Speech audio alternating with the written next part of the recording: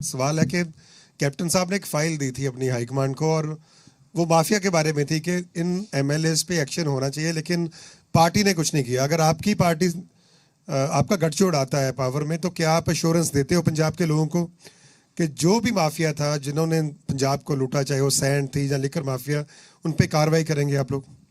देखिए, मुझे लगता है कि देश में किसी भी पॉलिटिकल विचारधारा का व्यक्ति हो सकता है शायद खुले में उसको स्वीकार करने में कहीं असहजता महसूस होती होगी अपने राजनीतिक प्रतिबद्धताओं के कारण से, या आका नाराज नहीं हो जाए इसके कारण से।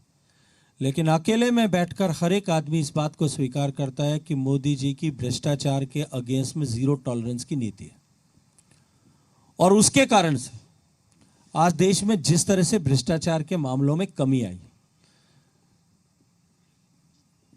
भ्रष्टाचार समाप्त हो और भ्रष्टाचारियों का या माफियों को बख्शा नहीं जाए। उत्तर प्रदेश से प्रारंभ कर लीजिए, कितने उदाहरण मैं दे सकता हूं। उत्तर प्रदेश में जो माफिया था वो आज या तो जेल के सीखचों के अंदर है, या तो पुलिस ने पकड़ करके किया या हाथ जोड़ करके अंदर गया है।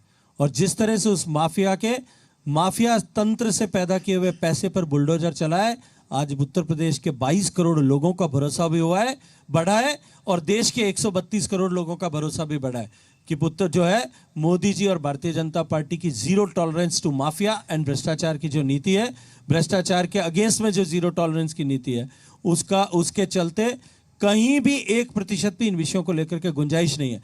हमारे यहाँ गठबंधन की सरकार बनेगी, भ्रष्टाचारियों को उनके खिलाफ उनके किए कि अंजाम की सजा भुगतनी ही पड़ेगी, और उनके माफिया और भ्रष्टाचार ने जो धन अर्जित किया है, ये जो अभी खेल चल रहा है, अभी तो खेल शुरू हुआ है, इसके तार उन डायरियों में जो ईडी ने रिकवर किए, किस किस के साथ में जुड़े हुए, हर एक को उसका हिसाब किताब अता करना ही पड़ेगा।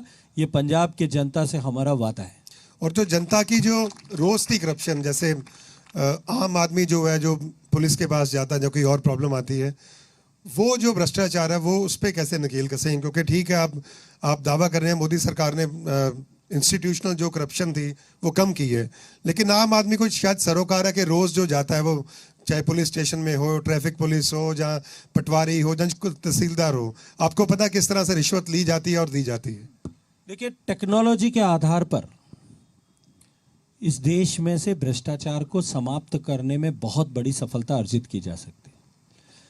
देश के एक प्रधानमंत्री ने कहा था, मैं नाम नहीं लूंगा, कि 100 रुपया जो हम बेचते हैं, नीचे पहुंचते पहुंचते 15 रुपया हो जाता है, 85 रुपये रास्ते में खो जाता है। Direct benefit of transfer. देश में 40 करोड़ लोगों के बैंक का खाता जनधन खाते से खोल करके प्रारंभ हुआ, उस पर रोक लगी कि नहीं लगी? इनकम टैक्स में जिस तरह का भ्रष्टाचार होता था, फेस फ्री जो इनकम टैक्स में जिस तरह असेसमेंट की नीतियां बनी, और अभी वर्तमान में जो निर्णय माननीय निर्मला जी ने अपने बजट घोषणा में लिए हैं कि 3 साल के बाद में आप रीओपन नहीं कर सकते अनटिल अनलेस उसमें कुछ कंडीशंस डाल दी, क्या उससे भ्रष्टाचार रुका है कि नहीं रुका है? टेक्नोलॉजी के आधार पर काम करते हुए हम निश्चित रूप से इस भ्रष्टाचार पर काबू पा सकते हैं। और उसके बाद में जो सबसे बड़ी है कि भ्रष्टाचारियों में इस बात का डर होना चाहिए कि उनका गुनाह माफ नहीं किया जाएगा, उनको जेल की सीखचों में जाकर के पिसना पड़ेगा, वर्षों तक जेल के सीखचों में रहना पड़ेगा, माया भी जाएगी और इज्जत भी जाएगी, तो निश्चित रूप से इस पर लगाम लग सकती है। जब सरकारें संरक्षण देती हैं तब इस तरह के हालात पैदा होते हैं। ऐसे अपराधियों को, भ्रष्टाचारियों को खुले में सजा कर दी जाए तो निश्चित रूप से जो है इस पर लगाम लगाया जा सकता है, ये मेरा भरोसा और विश्वास है। अच्छा, पंजाब में एक परसेप्शन बनाया गया कि बीजेपी जो है वो पंजाब विरोधी है, किसान विरोधी है। आपने देखा कि पिछले 1 साल में बीजेपी के वर्कर जो हैं, जहाँ वर्कर तो क्या एमएलए जो हैं वो भी खुलेआम नहीं घूम पा रहे थे। अभी आप पंजाब में जा रहे हो, किस तरह का माहौल आपको दिख रहा है? और पहली बार है कि 73 जो कॉन्टेस्टेंट आपके इलेक्शन में हैं, क्या लग रहा है कि बीजेपी कितनी सीट सिक्योर कर जाएगी और आपके अलाइंस के साथ आप सरकार बनाने की पोजीशन में है? देखिए, 2-3 विषय आपने जुड़े हुए बात की है। पहला विषय कि भारतीय जनता पार्टी सिख या पंजाब विरोधी है, ये परसेप्शन क्रिएट किया गया अपनी राजनीतिक महत्वाकांक्षाओं की पूर्ति के लिए। इस तरह से समाज को बांटने, फाड़ने, धर्म के आधार पर, मजहब के आधार पर, मान्यताओं के आधार पर गरीब और अमीर के आधार पर, ऊंचे और नीचे के आधार पर ये किसने षड्यंत्र किए हैं ये सब पूरा देश जानता है और अब देश उनको इसीलिए नकार भी चुका है। लेकिन पंजाब के लिए और सिखों के लिए माननीय प्रधानमंत्री नरेंद्र मोदी जी ने जो कुछ किया, अभी बंदी सिखों की रिहाई का प्रश्न का जवाब दे रहे थे, मैं पूछना चाहता हूं, आप जो सज्जन पूछ रहे थे उनसे कि बंदी सिखों की रिहाई का इनिशिएटिव नोटिफिकेशन किसने किया था? माननीय नरेंद्र मोदी जी की सरकार ने नोटिफिकेशन दिया जब हम प्रकाशोत्सव मना रहे थे। पूरे दुनिया में प्रकाशोत्सव किसने मनाया? और उस प्रकाशोत्सव का हिस्सा था 9 लोगों का जो नोटिफिकेशन हुआ था, उसमें से 6 रिहाई हो चुकी, केवल 3 लोग हैं, उसमें भी एक की सजा परिवर्तित होनी है, 2 का कानून, एक का जवाब आपने दिया कि वो दिल्ली में फाइल अटकी, दूसरी की कर्नाटका के बंदी है वहां फाइल अटकी। लेकिन भरोसा रखिए सबके साथ में न्याय होगा।